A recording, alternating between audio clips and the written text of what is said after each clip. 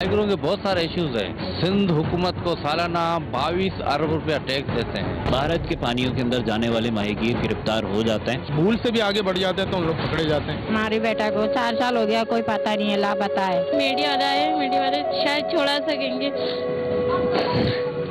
इस सिलसिले में मिनिस्ट्री आए रोज मीटिंग्स करती रहती है।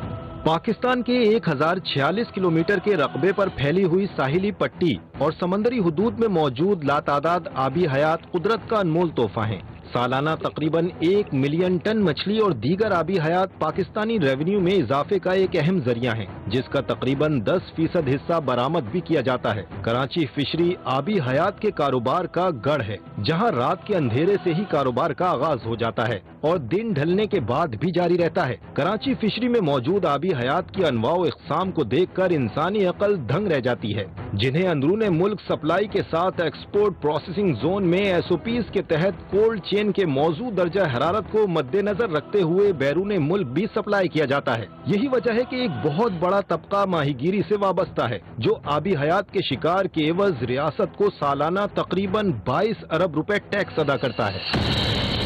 मछली के शिकार से वाबस्ता माहीगीरों में 2 तबकात मौजूद हैं। एक छोटे पैमाने पर शिकार करने वाले माहीगीर हैं, जो अपनी मदद आपके तहत काम करते हैं, अपने मसाइल से लड़ते हैं। हादसात और नामवाफिक हालात में भी उनका कोई पुरसाने हाल नहीं होता, आए दिन भूख व अफलास से लड़ते हैं। दूसरा तबका सरमायादार या सरमायादारों के लिए काम करने वाले माहीगीरों का है, जो बड़ी बोट्स और बड़े जालों पर शिकार करता है। दूसरे लफ्जों में गैर कानूनी जाल का इस्तेमाल करते हुए ज़ाब्ता इखलाक की परवाह किए बगैर ममनुआ आबी हयात और नबातात को नुकसान पहुंचाता है, और इस रविश से छोटे दर्जे के माहीगीरों के वसाइल को भी तहे देख कर देता है। नतीजतन सिंध के साहिली इलाकों से आबी हयात दूर होते जा रहे हैं और छोटे दर्जे के मछेरे अपने वसाइल के तहफ़्फ़ुज़, शिकार के हुसूल और ज़रूरियात ज़िंदगी को पूरा करने के लिए गहरे पानियों में जाना उनकी मजबूरी बन गई है। छोटे दर्जे के माहीगीरों के छोटे जज़ायर बाबा, भिट और शम्स वगैरह पर मुश्तमिल कच्ची बस्तियां दुनिया के 10 ऐसे मुकामात में शामिल हैं, जिन्हें पत्थर के जमाने की आबादियों से तशबीह दी जाती है। इस तबके के माहीगीर जब गहरे पानी का रुख करते हैं तो उन्हें कभी तो हादसात का सामना होता है और कभी अनजाने में भारतीय समंदरी हुदूद में दाखिल होकर भारतीय नेवी के हत्थे चढ़ जाते हैं। फिशरमैन फोक फोरम की इत्तलात के मुताबिक तकरीबन 100 से जायद बदकिस्मत माहीगीर भारतीय समंदरी हुदूद में दाखिल हो जाने के सबब भारतीय कैदोबंद की सऊबतें झेल रहे हैं। सालों गुजरने के बावजूद इन मजलूम व मुक़ीद माहीगीरों तक न रसाई होती है और न रिहाई की कोई सूरत नजर आती है। पीछे रह जाने वाले बाल बच्चे कस्मा पुरसी की जिंदगी गुजारते हैं। इन घरानों को न कोई हुकूमती इमदाद मयसर है, न कोई पुरसाने हाल है। टीम गिरफ्त तसलसल से लाइफ स्टॉक के हवाले से मुख्तलिफ मवेशियों और आबी हयात की बका और फरोख के लिए गाहे बगाहे प्रोग्राम नशर करती आ रही है। आज की गिरफ्त एपिसोड में टीम गिरफ्त कराची फिशरी के मसाइल के साथ साथ मसाइल ज़दा माहीगीरों के हक में भी आवाज बुलंद करने जा रही है, जो कस्मा पुरसी की जिंदगी गुजारने पर मजबूर हैं। इस सिलसिले में टीम गिरफ्त ने राब्ता किया फिशरमैन फोक फिशर फोरम के स्पोक पर्सन कमाल शाह से, जो अपने फोरम के जरिए माहीगीरों के मसाइल को मुताल्लिका हुक्काम बाला तक पहुंचाने के लिए कोशा हैं। बिस्मिल्लाहिर्रहमानिर्रहीम, अस्सलाम वालेकुम नाज़रीन, मैं हूं मुर्तज़ा रिज़वी और आप देख रहे हैं प्रोग्राम गिरफ्त। नाज़रीन, आज हम मौजूद हैं क्योंकि सर्दियों के आमद का ज़माना है और इस दौरान फ़िश की या सी फूड की जो तैयारी होती है या उसको कंज्यूम करने का ज़माना ये करीब आ जाता है। ऐसे में किस तरीके से फ़िश हार्बर के ऊपर फ़िश लैंड करती है, यहाँ पे क्या मैकेनिज़्म है जिसके ज़रिए से ऑक्शन होता है और ऑक्शन के बाद ये फ़िश हम तक पहुँचती है। इस दौरान बीच में कहाँ कहाँ पे ऐसी चीज़ें हैं जिनको बेहतर करने की ज़रूरत है, आज हम उसके ऊपर भी फोकस करेंगे और साथ साथ इन चीज़ों के ऊपर भी फोकस करेंगे कि जो हमारी फ़िश है, कीमती फ़िश है, उसको ज़्यादा से ज़्यादा तकरीबन 80% तक कहा जाता है कि उसको एक्सपोर्ट कर दिया जाता है। तो ऐसी सूरत हाल में ये एक बहुत बड़ी इंडस्ट्री है जो हमारे लिए ज़र मुबादला कमाने के लिए एक ज़रिया बनता है। ऐसे में इसकी इम्प्रूवमेंट से डायरेक्टली असर पड़ेगा हमारी मैशियत के ऊपर। इस वजह से यहाँ पे क्या क्या चीज़ें ऐसी हैं जो तवज्जो तलब हैं, जिनको इम्प्रूव करके हमारी एक्सपोर्ट्स को और मज़ीद बढ़ाया जा सकता है। आज तमाम चीज़ें हम इस प्रोग्राम में फोकस करेंगे। اس وقت میں جس جگہ پہ کھڑا ہوں اس کو بنگالی جیٹی کہتے ہیں، اور یہ ایک پرائیویٹ جیٹی ہے، لیکن حکومت نے یہاں پہ اتنے انتظامات کر دیے ہیں ان کے لیے کہ یہاں پہ باقاعدہ سے اپنی یہ گاڑیوں سے آ سکتے ہیں اور گاڑیوں سے آ کے اپنا مال وغیرہ اتار سکتے ہیں۔ یہیں پہ قریب آپ دیکھ رہے ہیں کہ ان کی لانچیں بھی موجود ہیں۔ ہمارے ساتھ موجود ہیں فشرمین فوک فورم کے اسپوکس پرسن کمال شاہ۔ کمال صاحب، یہ بتائیں، آپ فشرمین فوک فورم کے لیے بہت عرصے سے کام کر رہے ہیں، آپ نے ماہی گیروں کے مسائل کو حکام بالا تک پہنچانے کی کوشش کی ہے، کس حد تک آپ کو کامیابی ہوئی، اور یہ جو تمام سہولتیں آپ اس وقت دیکھ رہے ہیں یہاں پہ، تو اس کے لحاظ سے بتائیں کہ یہ کافی ہیں یا ناکافی ہیں؟ اس کے اندر کیا ڈیولپمنٹ اور مزید ہو سکتی ہے؟ کیا چیزیں ایسی ہیں جو حکومت کی طرف سے آپ سمجھتے ہیں کہ ان ماہی گیروں کو ملنی چاہیے؟ دیکھو، پاکستان فشر فوک فورم ہمارے جو بانی چیئرمین سے مرحوم سید محمد علی شاہ کی بڑی کوشش تھی کہ ان لوگوں نے مائیگروں کو ایک نام دیا، ان کو پہچان دی، مائیگروں کو ایک پلیٹ فارم پہ جمع کیا، ان کے لیے جدوجہد کی، تحریک چلائی۔ مائیگروں کے بہت سارے ایشوز ہیں۔ دیکھو نا، ہم جو مائیگر ہیں تقریباً سندھ حکومت کو سالانہ 22 ارب روپیہ ٹیکس دیتے ہیں۔ اس کے بدلے جو نا ہمارے مائیگروں کو اس طرح کی کوئی سہولت نہیں مل جاتی ہے جس طرح ان کو ملنی چاہیے۔ جس طرح آپ دیکھیں گے کہ ہمارے مائیگر جب ٹیکس دیتے ہیں تو ان کو جو نا ڈیزل بھی سستا ملنا چاہیے، سبسڈی ملنی چاہیے، راشن بھی سستا ملنا چاہیے۔ آپ پڑوسی ملک میں جائیں گے تو ان کو اس طرح کی چیزیں ملتی ہیں۔ دیکھو، ہم جب ٹیکس پے کرتے ہیں تو ان کا بنتا ہے کہ خدا نہ خاصا کوئی حادثہ ہو جاتا ہے، اس طرح کی بہت ساری چیزیں ہو جاتی ہیں، وہ مائیگروں کو نہیں ملتی۔ یہ سمجھو کہ مائیگروں کو جو نا صرف استعمال کیا جاتا ہے، استعمال کرنے کے بعد جو ان سے ٹیکس لینے کے بعد ان مائیگروں کو جو نہ مچھلی کا ریٹ دیتے ہیں، نہ جھینگوں کا ریٹ دیتے ہیں، اور دن میں دن مہنگائی بڑھتی جا رہی ہے۔ جو نا ہمارے جو مائیگر ہیں وہ سمندر جاتے ہیں تو کھاتے ہیں، اگر نہیں جاتے تو بھوکے مرتے ہیں، بھوک اور بدحالی کا شکار ہوتا ہے۔ یہ تو بیسیکلی جو نا یہ وفاق اور سندھ حکومت کی ذمہ داری بنتی ہے کہ ہمارے مائیگروں کے اوپر بھی جو نا نظر شاہ نہیں کرے سکتے۔ تعجب ہوتا ہے کہ سالانہ تقریباً 22 ارب روپے ٹیکس دینے والے ماہی گیر کسی بھی قسم کی سبسڈی سے محروم ہیں۔ نہ فیول کی مد میں کوئی رعایت حاصل ہے، نہ ہی شکار نہ ہونے کی صورت میں راشن فراہم کیا جاتا ہے۔ حادثات میں عدم تحفظ جیسے مسائل سے دوچار ہیں۔ ماہی گیروں کی زبوحال بستیاں بابا، بھٹ اور شمس آئی لینڈ وغیرہ ہر قسم کے مسائل کی اماجگاہ بنی ہوئی ہیں۔ یہ جو آپ کی بنگالی جیٹی ہے، یہاں پہ آپ لوگ کتنے عرصے سے کام کر رہے ہیں اور اس کی ڈیولپمنٹ کب ہوئی، یہ سارا کچھ تھوڑا سا بتائیں ہمیں۔ ہم نے 95 سے لے کر کام کر رہے ہیں یہاں پہ۔ پہلے تو یہ جیٹی نہیں تھی، اور جیٹی یہ پرائیویٹ جیٹی ہے، یہ جامع لوگوں نے بنایا، اپنا خود بنایا، اور بنا کے اتنا سہولت ہمیں دی ہے۔ مہنگا ہے ہر چیز، ڈیزل مہنگا ہے، پیٹرول مہنگا ہے، برف مہنگا ہے، ہر چیز مہنگا ہے۔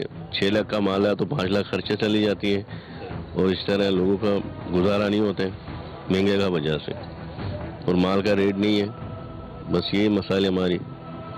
یہاں پہ اور اگر دیکھا جائے کہ اس جیٹی کو ڈیولپ کرنے کے لحاظ سے کون کون سی ایسی سہولتیں ہیں جو آپ سمجھتے ہیں کہ یہاں پہ ہونی چاہیے، پانی، بجلی، گیس کے حوالے سے یا سڑکوں کے حوالے سے؟ یہاں پہ تو بجلی بھی نہیں ہے، بجلی کا لائن ایک تار چلایا ہوا، کچے بجلی، اس میں کوئی گزارا نہیں ہے، خالی لائٹ ہی جلتے ہیں۔ باقی روڈ آپ جو دیکھ رہے ہیں، روڈ اسی حالت ہے، جیٹی بھی یہی حالت ہے۔ مہینے کا وہ بتا لیتے ہیں بلوچستان کی جو وہاں کے جو ہیں باثر لوگ، وہ ایک کشتی والوں سے 1 لاکھ روپیہ کا لیتے ہیں۔ صرف باثر لوگ جو ہیں، باثر لوگ ہیں، ان سے پیسے لیتے ہیں، جا کے وہاں پہ جو ہے فشنگ کرنے دیتے ہیں۔ ساتھ ہی چھوٹے ماہی گیروں کے جالوں کو روند کر برباد کرنا معمول کا کھیل ہے۔ کتنے عرصے سے ماہی گیری کے کام میں منسلک ہیں؟ 10-12 سال ہو گیا۔ 10-12 سال ہو گیا۔ اس 10-12 سالوں میں آپ نے کیا چیز دیکھی ہے یہاں پہ؟ کون سی ایسی چیز ہے جس کی وجہ سے آپ سمجھتے ہیں کہ آپ کی آمدنی کے اوپر فرق پڑ رہا ہے یا اس کو وہ کم سے کم ہوتی چلی جا رہی ہے؟ یہ سارا گجا والا ہے، گجا والا سارا نسل ختم کر رہا ہے، سارا مچھلی ختم یہی کر رہا ہے۔ ہم لوگ کا جالا نقصان یہی کرتا ہے۔ کیا ہوتا کیا ہے وہ جال، کیسا ہوتا ہے تھوڑا بتائیں گے؟ جالا اندر سے کھینچ کے لے کے جاتا ہے، ہمارا جالا تو پانی کے اندر ہوتا ہے، تو وہیں سے جو ہے نا یہ لوگ ایسے چلا کے جاتا ہے، پورا جالا والا سب ڈنڈا والا کا نقصان کر کے چلے جاتا ہے۔ اس سے کیا نقصان ہوا ہے آپ کو؟ ایک پٹی جالا جائے گا تو 15,000 کا جالا جاتا ہے، یہ 3-4 پٹی ایک ساتھ لے کے جاتا ہے سارا ڈنڈے والوں کا۔ اور اس کے علاوہ مچھلی کم ہو گئی اس کی وجہ سے؟ یہ اس کا پورا نسل چھوٹا بڑا سب یہ لوگ مارتا ہے، چھوٹا ہو گیا بڑا ہو گیا، جتنا بھی مچھلی ہے سارا یہ ختم کر رہا ہے۔ ناظرین، تھوڑی سی ایک ایسی چیز ہے کہ نیٹ کے حوالے سے، جیسے یہ نیٹ ہے، اب اس کو اگر دیکھا جائے تو اس کے اندر کافی بڑے بڑے آپ کو ہولز نظر آئیں گے، جس کی وجہ سے جو مچھلی ہے، جو بڑی سائز کی مچھلی ہوتی ہے، صرف اس کو اس نیٹ سے شکار کیا جا سکتا ہے۔ لیکن کچھ غیر قانونی جال ہوتے ہیں جس کو یہ اپنی لوکل لینگویج میں گجا بولتے ہیں، اور اس کے اندر جو اس جال کا جو سائز ہوتا ہے وہ بہت چھوٹا ہو جاتا ہے، جس کی وجہ سے ہوتا یہ ہے کہ مچھلیوں کے جو بچے ہوتے ہیں، جو چھوٹے، جن کی ابھی افزائش ہونی ہے اور وہ آگے چل کے اپنی نسل دے کے جائیں گے، وہ بھی اس نیٹ کے اندر پھنس جاتے ہیں۔ نقصان دہ جال بہت سارے ہیں، ابھی صرف وہ جو نا ہم اس کو گجے کا نام نہیں لیں گے، اس میں جو نا اب جو کترا نیٹ ہے جس کو وائٹ نیٹ کہتے ہیں، ڈنگری ہے جس پہ سیپیا پکڑتے ہیں، اس کے علاوہ جو نا لانچ کا گجا ہے۔ اس وقت ان لوگوں نے اتنا جو نا چھوٹا اس کا سائز کر دیا ہے لانچ کا گجا، بڑے بڑے جو نا ان لوگوں نے لانچیں بنا دیے، ٹرالر لانچ، وہ جا کے سمندر میں دن رات فشنگ کرتے ہیں، اس سے جو نا وہ چھوٹے بچے بھی نہیں اچھا چھوٹے بچے کے علاوہ جو ان کا ایک تختہ ہوتا ہے، پاٹیا ہوتا ہے، جو زمین کی جو اندر ماحولیات ہے ان کو تباہ کرتا ہے، جو مچھلی کی کھاد ہے ان کو بھی تباہ کرتا ہے۔ تو اس طرح بہت سارے مچھلی کی خوراک کے لیے جو چیزیں ہیں اس کو بھی وہ تباہ کر دیتے ہیں۔ زمین کی جو جس طرح آپ کسی زمین پہ جو نا چلاتے، بیل چلاتے، اس طرح کے جو ٹریکٹر چلاتے ہو، اس طرح جو نا وہ بھی اس طرح کا جو نا زمین کو برباد اور اس کی ماحولیات کو تباہ کرتے ہیں۔ چھوٹے چھوٹے بچے ہیں وہ بھی جو نا وہ نہیں چھوڑتا، تو اسی کی وجہ سے جو نا اس وقت جو نا مچھلی اس وقت بہت کم ہو چکی ہے۔ پہلے اتنی زیادہ مچھلی ہوا کرتی تھی، ہمارے ماہیگر خوشحال ہوا کرتے تھے۔ ابھی دور جاتے ہیں فشنگ کے لیے تو آپ جا کے دیکھیں گے ہمارے بہت سارے ماہیگر جو ہے اس وقت انڈیا کے قید میں ہیں۔ 100 کی تعداد میں ہمارے ماہیگر ادھر فشنگ کے لیے جاتے ہیں، یہاں پہ مچھلی نہیں ملتی، دور چلے جاتے ہیں تو انڈیا میں قید ہو جاتے ہیں، ان کو جو نا انڈین نیوی گرفتار کر لیتی ہے، ان کے جو بچے ہیں بھوک اور بدحالی کا شکار ہو جاتے ہیں۔ اور اس طرح کی جو نا نقصان دہ جالوں پہ بالکل پابندی لگانی چاہیے، کیونکہ حکومت نے یہ جو نا ایک قانون کے تحت اگر آپ نے صرف 500 لانچوں کو اجازت دی ہے، یہاں پہ تو ہزاروں کی تعداد لانچیں ہیں جو دن رات بنتی جا رہی ہے، وہ سارے نقصان دہ جال استعمال کرتی ہیں۔ سندھ کی سمندری حدود سے آبی حیات کم ہونے اور جالوں کے تحفظ کے لیے چھوٹے ماہی گیر ساحلوں سے دور گہرے پانی میں جا کر شکار کرنے پر مجبور ہیں۔ اسی تگ و دو میں وہ اکثر بھارتی سمندری حدود میں جانے کے مرتکب ہو جاتے ہیں اور بھارتی نیوی کے چنگل میں پھنس کر قید و بند کی صعوبتیں جھیل رہے ہیں۔ ناظرین، اس وقت ابراہیم حیدری کے علاقے میں ہم موجود ہیں اور جی ٹی کے اوپر بنگالی جی ٹی کہلاتی ہے، یہاں کے مختلف اور مسائل ہیں۔ کچھ یہاں پہ ایسے ماہی گیر بھی ہیں جو کہ انڈین بارڈرز کے اندر چلے گئے، بھارتی پانیوں کے اندر چلے گئے اور وہاں پہ جا کے وہ ماہی گیری کر رہے ہیں۔ کس وجہ سے کر رہے ہیں؟ یہاں پہ ایک ہمارے دوست ہیں، معین ان کا نام ہے، یہ بتائیں گے کیا صورتحال ہے، کس وجہ سے لوگ مجبور ہیں کہ وہ انڈین حدود کے اندر جا کے اور ماہی گیری کر رہے ہیں؟ بات یہ ہے کہ انڈیا کے بارڈر تک تو جانے کی اجازت نہیں ہے، اس کے باوجود ان لوگ کم سے کم 6 گھنٹے چلا کر یا 10 مائل 15 مائل آگے انڈیا کے اندر جا کر ان لوگ ہے نا جال کرتے ہیں۔ جب جال کرتے ہیں تو مجبوراً جب ایک بارڈر دیا گیا ہے اس کو پار کرنا غیر قانونی ہے۔ ان لوگ اس کے باوجود ان لوگ وہاں پر جا کر ہے نا جال کرتے ہیں، ٹھیک ہے نا، تو اس بنا پر وہاں پر جب کوسٹ گارڈ والے آتے ہیں تو ان لوگ کو حالانکہ انفارم بھی کیا جاتا ہے کہ انڈیا کی حدود تک نہ آیا جائے، اس کے جان بوجھ کر وہ چاہتے ہیں جو پکڑے جاتے ہیں تو پھر مجبوراً کوئی بھی بات کر کے ان کے لیے فرام میں مشکلات پیدا ہوتی ہے اور کچھ نہیں۔ باقی جو نہیں تو جانے کی وجہ کیا ہے ان کی، وہ کیوں اتنا زور زبردستی سے کر کے چلے جاتے ہیں، حالانکہ ان کو وارننگز بھی دی جاتی ہیں، ساری چیزیں کی جاتی ہیں، مچھلی نہیں ہے یہاں پہ، کس وجہ سے جاتے ہیں؟ جانے کی وجہ یہ ہے کہ جب وہ جال کرتے ہیں مچھلی کے لیے ماہی گیر تو ان کو پریشان کیا جاتا ہے گجے والوں کی طرف سے، کیونکہ وہ ان کے جال خراب کرتے ہیں۔ تو انڈیا کی طرف اس لیے ان لوگ چلے جاتے ہیں کہ وہاں پر بارڈر کی طرف ان لوگ کو کوئی پریشانی نہیں ہوتی، وہاں تک کوئی جاتے نہیں ہیں، تو ان لوگ وہاں پر مچھلی اپنے مفاد کے لیے نا وہ آگے بڑھ جاتے ہیں یا بھول سے بھی آگے بڑھ جاتے ہیں تو ان لوگ پکڑے جاتے ہیں۔ اور گجے والوں سے یہ پریشانی ہے کہ ان لوگ ہے نا ماہی گیر کا ہے نا سمجھ لو کہ ہے نا ساتھ نہیں دیتے ہیں، ٹھیک ہے نا، ان کا جال خراب کرتے ہیں، لاکھوں کا نقصان کرتے ہیں۔ سرمایہ دار مچھیروں کے بڑے اسٹیمر ایسے جالوں کا استعمال کر رہے ہیں جن سے نہ صرف ساحلی آبی نباتات کو نقصان پہنچ رہا ہے بلکہ چھوٹے جالوں کے استعمال سے سیپ تک نکال لاتے ہیں۔ نتیجتاً سندھ کی ساحلی پٹی سے آبی حیات میں تیزی سے کمی ہو رہی ہے اور نہ صرف چھوٹے ماہی گیر بلکہ خود سرمایہ دار ماہی گیر بھی اب آہستہ آہستہ سندھ کے ساحلی علاقوں سے بلوچستان کے ساحلی حدود میں جا کر شکار کرتے ہیں، جس پر بعض اطلاعات کے مطابق بلوچستان میں موجود بااثر افراد سے فی شکار بھتہ بھی وصول کرتے ہیں۔ کمال بھائی، یہ جو چیزیں رکھی ہوئی ہے کیا ہے؟ مچھلی ہے کیا ہے؟ ये बेसिकली मछली है, इसको जो नाम अपने कहते हैं ज़बान में बाम भी कहते हैं, जो सांप की तरह होती है, ठीक है। तो बेसिकली ये एक सीपियाँ होती है समुद्र के अंदर, जो पूरे समुद्र के कुदरती मामले आते हैं ना, वो उनको एक कुदरत का निज़ाम है, तो हम उसके कुदरत के निज़ाम से खेल रहे हैं। हमारे जो माइगर हैं इस वक्त इनका कोई कसूर नहीं है माइगरों का। इस वक्त जो ना ये नुकसानदेह जाल जब से निकले हैं तब से लोग जो ना भूख और बदहाली का शिकार हो गए हैं। तो लोग तरह तरह का जो ना तरीक़ेकार करके जो ना वो इस वक्त जो उन लोगों ने डंगरी जाल बनाई है, ये डंगरी जाल के अंदर डालते हैं, वो फेंक देते हैं समुद्र में। तो जो सीपिया जो होती है उनको खाने के लिए आती है, वो पिंजरे में बंद हो जाती है। सीपिया बेसिकली जो ना पानी का फिल्टर है, पानी को साफ करती है, मछली उस पर ऑक्सीजन देती है। इसकी वजह से जो ना मछली जो ना यहाँ से दूर जा चुकी है, मछली जो ना यहाँ से बिल्कुल। आप देखें हमारे माइगर इंडिया में क्यों पकड़े जाते हैं, भारत में क्यों पकड़े जाते हैं, इनकी वजह ये है कि मछली यहाँ नहीं रही, जाके दूसरे इलाकों में चली गई, तो लोग जाते हैं उनको पकड़ने के लिए। अभी हमारे सिंध के समुद्र खाली हो चुका है और बलुस्तान के समुद्र में जो ना बड़ी बड़ी लांचें जाती है और हमारे जो ना ढूंढे जाते हैं, कश्तियाँ जाती हैं। वहाँ से क्या होता है कि उनको जो ना महीने का वो भत्ता लेते हैं बलुस्तान की जो वहाँ के जो हैं 62 लोग, और एक कश्ती वालों से 1 लाख रुपया का लेते हैं। मुख्तलिफ 62 लोग जो हैं, 62 लोग हैं, उनसे पैसे लेते हैं, जाके वहाँ पे जो ना फिशिंग करने देते हैं।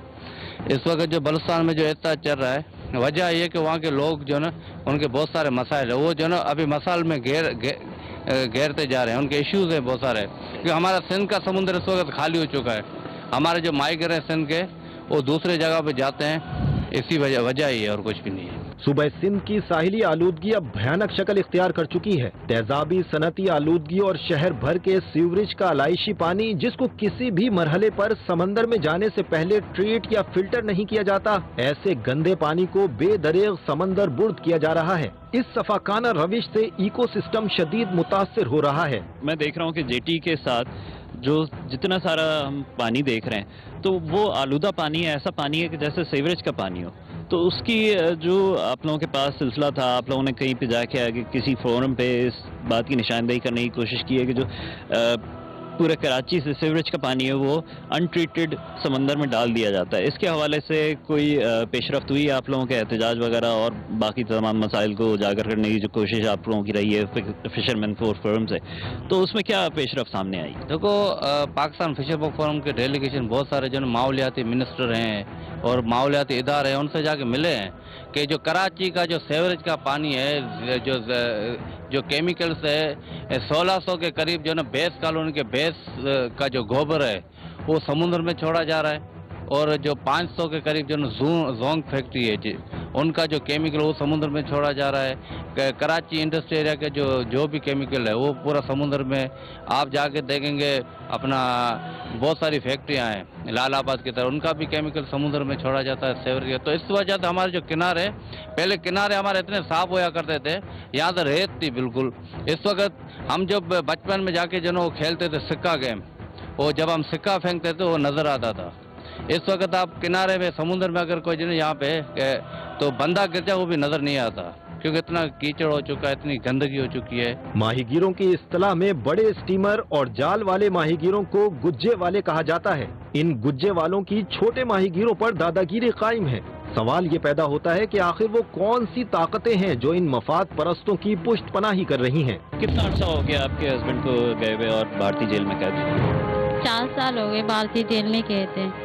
कोई राब्ता हुआ आपका बीच में? नहीं, कोई राब्ता भी नहीं है।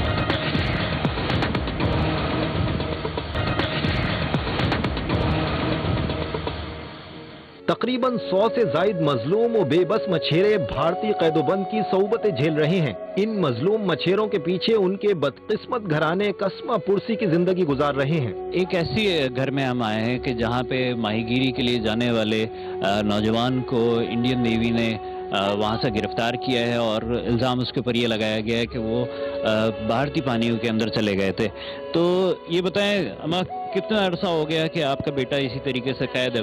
हमारे बेटा को 4 साल हो गया, कोई पता नहीं है, लापता है। फिर ये तस्वीर आया था, इंडिया वाला ने ये तस्वीर भेजा था, ये तस्वीर मिल गया हमारे को। इसमें बैठा हुआ नजर आ रहा है? हाँ, ये मेरा बेटा है, ये मेरा बेटा है। उससे कोई राब्ता हुआ बाद में? कोई राब्ता नहीं हुआ। अभी 4 साल हो गया, अभी कोई रखता नहीं है हमारा। आप लोग कैसे अपना गुजारा कैसे कर रहे हैं? बस क्या करूँ, वो बड़ा बेटा मेरा है, बस ये बना के मैं घर चलाती हूँ। छोटा छोटा 2 बच्चा है मेरा, बस लड़कियाँ है सब, वो काम करता है, उससे गुजारा करता हूँ। उसने भी वहाँ से कोई राब्ता करने की यहाँ पे कोशिश नहीं की, कोई खत वगैरह नहीं लिखा उसने? खत वगैरह तो मैंने नहीं लिखा, फाइल वगैरह तो दिया था, जहाँ पे देने के लिए बोला था वहाँ पे दे दिया सब लोग, और कुछ पता नहीं है। सब लोग बोल रहा है आ जाएगा, वो करेगा, ये करेगा, कोई तो पता नहीं है अभी तक। अब मेरे बेटा को मुलाकात तो एक दफ़ा फ़ोन करता हूँ ना, दिल में तसल्ली होता है, एक दफ़ा भी फ़ोन नहीं किया। अभी 4 साल हो गए, बेटा की वजह से मेरा हालत ऐसा हुआ, मेरे बेटा के लिए।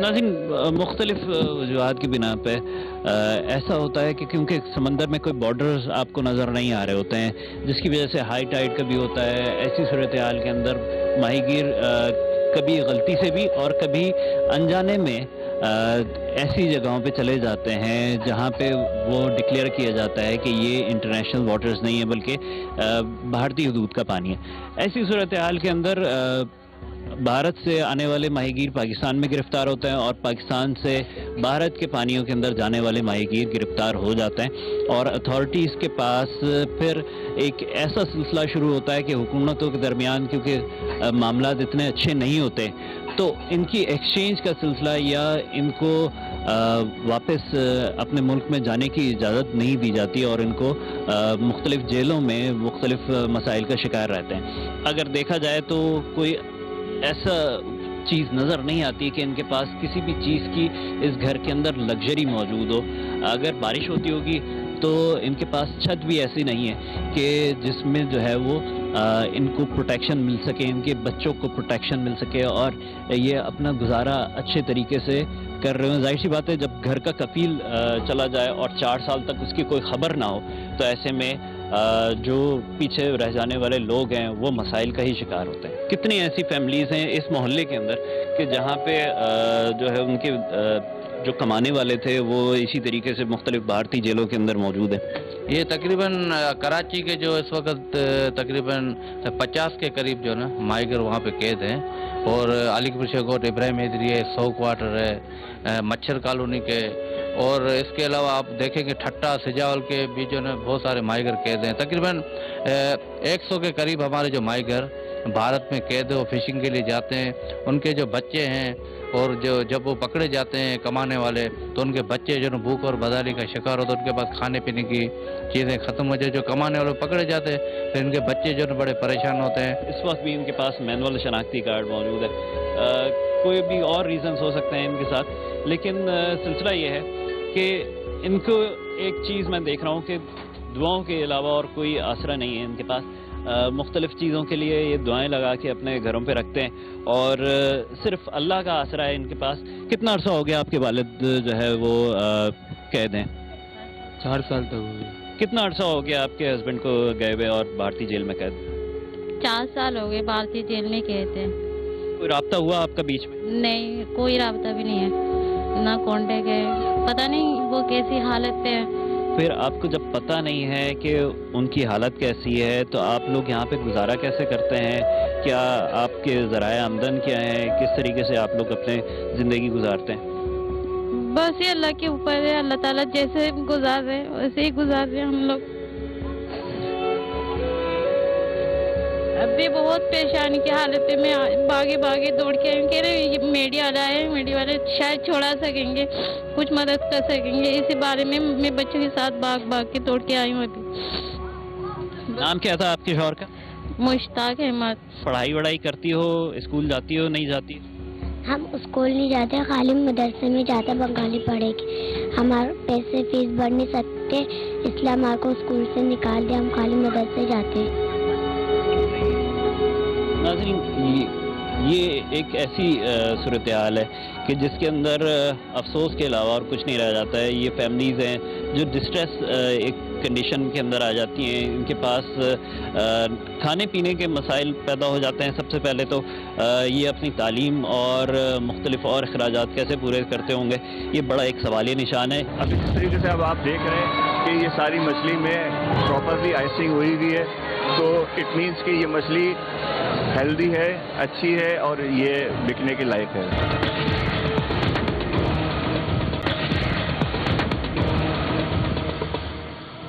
جہاں ماہی گیر طبقاتی کشمکش میں مبتلا ہو کر مسائل کا شکار ہیں, اسی طرح کراچی فشری پر بھی طبقاتی کشمکش جاری ہے. اس بات کا صحیح اندازہ لگانے کے لیے کوئی بھی سنجیدہ ذہن ایک بار کراچی فش ہاربر کے آکشن ہال میں جا کر بخوبی لگا سکتا ہے. اس طبقاتی کشمکش کی درستگی کی براہ راست ذمہ داری کراچی فش ہاربر اتھارٹی کی ہے. لہٰذا انتظامیہ اور متعلقہ حکام ماہی گیروں اور کراچی فشری کی ترقی کے حوالے سے کیا کردار ادا کر رہے ہیں, یہ جاننے کے لیے ٹیم گرفت نے رابطہ کیا کراچی فشری کے مینیجنگ ڈائریکٹر فاروق لغاری سے. اس سلسلے میں منسٹری آئے روز میٹنگز کرتی رہتی ہے. کچھ دن پہلے ہماری میٹنگز میں تھیں چیف سیکرٹری سندھ کے پاس, اور منسٹر وفاقی سیکرٹری آئے تھے وہاں سے اسلام آباد سے رضوان صاحب, انہوں نے بھی میٹنگز کی تھی کہ ہم اس چیز کو امپروو کریں. جو ہمارا سسٹم ہے یہاں پہ کیچ کا اور جو اس کو رکھنے کا شرمس یارڈس بنانے کا, جو اس کے لیے انہوں نے کہا تھا, اس کو امپروو کرنے کی کوشش تو کر رہے ہیں. یہاں پہ ماہی گیروں کو بھی ریسٹرکشنز دی ہوئی ہیں کہ بھئی جو ریکوائرمنٹ ہے انٹرنیشنل لیول پہ, تو ان کی اپنی جو بورڈس ہیں اس کے اندر ہم وہ چیزیں لگوائیں ان سے. لیکن گورنمنٹ آف سندھ نے ایک بڑا پلان دیا ہے ہمیں 2019 میں ڈیولپمنٹ کی اسکیم شروع کی ہے, جہاں پہ 1.6 بلین اماؤنٹ کے ساتھ. تو وہ اس اسکیم پہ کام ہو رہا ہے. فرسٹ فیز پہ ہمارا کام ہوا ہے, جس میں روڈز وغیرہ انٹرنل روڈز تھے وہ بنائے گئے ہیں, اور رومز بنائے گئے ہیں, اور ڈیمولیشن ورک جو اتنا بھی تھا پرانا وسیدہ اس کو ختم کیا گیا ہے. انٹرنل روڈ بنا دیے گئے ہیں, لائٹنگ کا سسٹم بنا دیا ہے, ٹوائلٹس بنا دیے گئے ہیں, بہت ساری چیزیں بن گئی ہیں. 3 مرحلے اس کے بھی رہتے ہیں. تو اس ڈیولپمنٹ سے کافی ہمارا فرق پڑے گا کہ یہ جو ہمارا ہاربر ہے, اور ان شاء اللہ تعالیٰ یہ ایک بہتری کی طرف جائے گا. بہت بڑا پیسہ رکھا ہے گورنمنٹ نے, اور آئندہ بھی گورنمنٹ کی یہ پلاننگ ہے کہ ہم ہاربر کو اس اسٹینڈرڈ کے حساب سے بنائیں جس کی ریکوائرمنٹ ہے باہر کی کنٹریز کو. پاکستان سے آبی حیات کی برآمدات اور فروخت کے لیے انتظامی اقدامات کو بہتر کرنے کی ضرورت ہے. شکار سے فروخت تک کولڈ چین کے درجہ حرارت کو موزوں رکھنا, آبی حیات کی اسپیشیز کی بہتر درجہ بندی, بین الاقوامی مارکیٹ کی مسابقت کے مطابق قیمتیں اور ایکسپورٹ پروسیسنگ یونٹ میں پیشہ ورانہ مہارت جیسے عوامل سے آبی حیات کی برآمدات میں خاطر خواہ بہتری لائی جا سکتی ہے. ناظرین, اس وقت میں موجود ہوں ایک کراچی فش ہاربر کے ایک آکشن ہال کے اندر. فشرمین ہے وہ جا کے سمندر سے اوپن سی سے فشنگ کر کے آ رہے ہوتے ہیں. ان کی سارٹنگ ہو چکی ہوتی ہے. سارٹنگ ہونے کے بعد یہاں پہ آکشن کے لیے جو ہے ان کو موقع فراہم کیا جاتا ہے کہ کوئی بھی جو ڈیلرز ہیں وہ آکشن کریں آ کے. اس وقت ہمارے ساتھ موجود ہیں اسسٹنٹ ڈائریکٹر سعید صاحب. دیکھیے, ابھی آپ جس مارکیٹ میں کھڑے ہوئے وہ اس کو ہم کہتے ہیں, لوکل نیم ہے ہمارا ہیلا مارکیٹ. ہیلا مینس وہ بوٹس ہیں کہ جو صبح جاتی ہیں شام کو آ جاتی ہیں. تو اس میں سب سے پہلی چیز تو یہ ہوتا ہے کہ کولڈ چین کو مینٹین رکھنا. کولڈ چین مطلب ہوتا ہے ہمارا آئسنگ, کہ ٹیمپریچر رائز نہ ہونے پائے, مچھلی کی اسپوائلیج نہیں ہونے پائے. ابھی جس طریقے سے اب آپ دیکھ رہے ہیں کہ یہ ساری مچھلی میں پراپرلی آئسنگ ہوئی ہوئی ہے, تو اٹ مینس کہ یہ مچھلی ہیلدی ہے, اچھی ہے اور یہ بکنے کے لائق ہے. سارٹنگ وغیرہ کس جگہ پہ ہوتی ہے وہ تھوڑا سا ہمیں تفصیلات بتائیں گے, اور پھر اس کے بعد یہ بتائیں کہ جو آکشن ہوتا ہے وہ کن بنیادوں پہ ہوتا ہے. آیا کہ مارکیٹ کے اندر جو ہے وہ زیادہ مال کے اوپر آنے پہ یہاں پہ قیمتیں بھی گر جاتی ہیں, اسی طریقے سے سلسلہ چلتا ہے, یا کسی اور سیٹ پیرامیٹرز کے تحت یہاں پہ آکشن کیا جاتا ہے؟ دیکھیے, سارٹنگ جو ہے وہ ہماری بورڈ پہ ہوئی ہوتی ہے. جو بھی فشرمین ہے وہ بورڈ پہ اپنی ساری اسپیشیز جو اس نے کیچ کی ہوئی ہوتی ہیں وہ الگ الگ کر کے مارکیٹ میں لے کے آتا ہے. یہاں پہ ہر چیز کی مارکیٹ الگ ہے. جھینگا اگر وہ لے کے آ رہا ہے تو جھینگے کی مارکیٹ میں لے کے آئے گا, اسکوئڈس لے کے آ رہا ہے تو وہ اسکوئڈ کی مارکیٹ میں لے کے جائے گا, مچھلی لے کے آ رہا ہے تو وہ مچھلی کی مارکیٹ میں لے کے آئے گا. اس وقت جیسے آپ مچھلی کی مارکیٹ میں کھڑے ہوئے, تو اس وقت مچھلی جو ڈیپینڈ کر رہی ہے, جو بھی سی فوڈ ڈیپینڈ کرتا ہے وہ ڈیپینڈ کرتا ہے کہ ایکسپورٹ کے آرڈرز پہ, جو کہ انٹرنیشنلی ریٹس ہمیں ملتے ہیں. ظاہر بات ہے لوکل پرچیزر ہمیں وہ ریٹ نہیں دے سکتا. یہاں پہ تو ایکسپورٹرز نہیں آپ کے پرچیزنگ کرتے ہوں گے, یہ تو لوکل مارکیٹ ہے نا, جیسے آپ نے کہا. اس وقت سارے موسٹلی جو ہوتا ہے وہ ایکسپورٹر کے پرچیزر ہوتے ہیں جو کہ ایکسپورٹر کے لیے پرچیز کرتے ہیں اور اس کے بعد جو ہے وہ اپنے پروسیسنگ یونٹ میں لے کے جاتے ہیں اور وہاں سے پھر ایکسپورٹ ہوتے ہیں۔ سردیوں کی آمد کے ساتھ ہی عوام کا ایک بہت بڑا طبقہ مچھلی کھانے کی جانب راغب ہو جاتا ہے، لیکن یہ ایک عجیب صورتحال ہے کہ جس مچھلی کو مروب غذا کے طور پر مزے لے لے کر مہنگے داموں کھایا جاتا ہے، اسی کاروبار سے جڑے ماہی گیر کسمہ پرسی کی زندگی گزار رہے ہیں اور فائدہ اٹھا رہے ہیں تو سرمایہ دار۔ ایک ہی کاروبار سے وابستہ افراد کی آمدن کا یہ عدم توازن ایک بہت بڑا سوالیہ نشان ہے۔ یوں کہا جا سکتا ہے کہ جس طرح زیر آب بڑی مچھلیاں چھوٹی مچھلیوں کو کھا رہی ہیں، اسی طرح بالائے آب یہ بڑے مچھیرے چھوٹے مچھیروں کے حقوق کھا رہے ہیں۔ یہ ماہی گیر وڈیرے ریاست میں ریاست کی تصویر پیش کر رہے ہیں۔ ضرورت اس امر کی ہے کہ ایک مضبوط اور مربوط نظام کے تحت ماہی گیری سے متعلقہ تمام اسٹیک ہولڈر پر ایک ہی قانون لاگو کیا جائے اور اس قانون پر سختی سے عمل درآمد کو یقینی بنانے کے لیے با اختیار ویجیلنس کمیٹیاں تشکیل دی جائیں۔ جب تک مفاد پرستوں کو قانون کے شکنجے میں نہیں لیا جاتا، ظلم کا کھیل کھیلنے والوں کو گرفت میں لیتے رہیں گے۔